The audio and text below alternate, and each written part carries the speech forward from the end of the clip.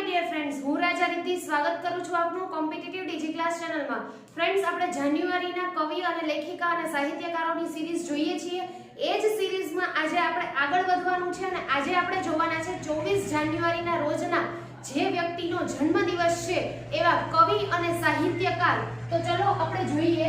સૌથી પહેલા તો 24 જાન્યુઆરી 1927 ના દિવસે 24 જાન્યુઆરી 1927 ના દિવસે વિરમ ગામમાં જન્મેલા 24 જાન્યુઆરી 1927 ના દિવસે વિરમ ગામમાં જન્મેલા એવા પ્રિયકાંત મણિયાર કયા દિવસે જન્મેલા? 24 જાન્યુઆરી 1927 ના દિવસે વિરમ ગામમાં જન્મેલા પ્રિયકાંત મણિયાર, જે પોતાની જાતને એટલે કે પોતાનો પરિચય કેવી રીતે આપતા? તો કે પોતે પોતાને ફૂલના કવિ એવું કહેતા હતા। પોતાનો પરિચય આપતા એવું કહેતા હતા કે ફૂલના કવિ।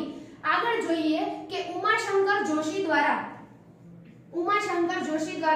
પ્રિયકાંત મણિયારના સાહિત્યમાં થનારા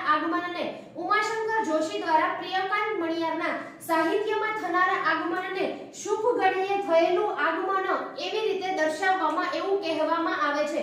ઉમાશંકર જોશી દ્વારા પ્રિયકાંત મણિયારના સાહિત્યમાં થયેલા આગમનને શુભ ઘડીએ થયેલું સાહિત્યમાં આગમન એવી રીતે વર્ણવવામાં આવે છે। આગળ જોઈએ તો કે કોઈ પણ કવિ અને સાહિત્યકારની પ્રથમ કૃતિ હોય એ આપણા માટે ખૂબ જ આઈએમપી છે। તો એ સૌથી પહેલી પ્રિયકાંત મણિયારની સૌપ્રથમ કાવ્ય સંગ્રહ છે પ્રતીક। પ્રતીક ખાસ યાદ રાખવાનું છે, સૌપ્રથમ કાવ્ય સંગ્રહ પ્રતીક। આગળ જોઈએ પ્રિયકાંત મણિયારનું એક મહત્વનું કાવ્ય એ છે ખિલ્લા। શું નામ છે? ખિલ્લા। એટલે કે આમાં શેનું વર્ણન કરવામાં આવ્યું છે? તો ઈસુ ખ્રિસ્તને, જેમની આપણે આજે પણ આકૃતિ ક્રોસ પર જોઈએ છીએ, એવા ઈસુ ખ્રિસ્તને જ્યારે ક્રોસ પર જડી દેવામાં આવ્યા હતા એ પ્રસંગનું આબેહૂબ વર્ણન આ કાવ્યમાં કરવામાં આવ્યું છે અને તેથી જ એનું નામ રાખવામાં આવ્યું છે ખિલ્લા। આગળ જોઈએ તો કે પ્રિયકાંત મણિયારની સૌથી આઈએમપી પંક્તિ જે પરીક્ષાલક્ષી માનવામાં આવે છે અને જે આપણને પૂછાઈ શકે એવી છે, તો એ તમારે યાદ રાખવાની છે।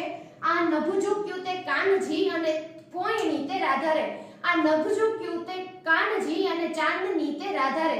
આ કાવ્ય પંક્તિ તમારે યાદ રાખવી પડશે। અને એના સિવાય આગળ જોઈએ તો કે કોઈ પણ કવિ છે, સાહિત્યકાર છે, એને મળેલો એવોર્ડ છે એ આપણા માટે ખૂબ જ આઈએમપી છે। તો 1982 માં ઈસવીસન 1982 માં પ્રિયકાંત મણિયારને દિલ્હી સાહિત્ય અકાદમીનો પુરસ્કાર મળેલો છે। 1982 માં દિલ્હી સાહિત્ય અકાદમીનો પુરસ્કાર મળેલો છે। અને લાસ્ટ પ્રિયકાંત મણિયારનું એક આઈએમપી વસ્તુ જોઈએ મહત્વની, તો કે એમના મરણોત્તર, એના મૃત્યુ પર્યંત જે પ્રકાશનો બહાર પડ્યા છે એનું નામ પણ તમને આવડવું જરૂરી છે। એ કયું છે? તો કે વ્યોમલિપિ અને લીલેરો ઢાળ। ઓકે, તો અહીંયા પ્રિયકાંત મણિયારને આપણે પૂર્ણ કરીએ છીએ। આવી જ રીતે આપણે જાન્યુઆરીના દરેક કવિ અને સાહિત્યકારો જેનો જન્મદિવસ છે અને નિર્વાણ દિવસ છે એ સિરીઝ ચાલુ રાખશું। સાથે સાથે તમે આ વિડીયોને લાઈક કરો, શેર કરો અને અમારી ચેનલને સબસ્ક્રાઇબ કરો। Thank you so much friends.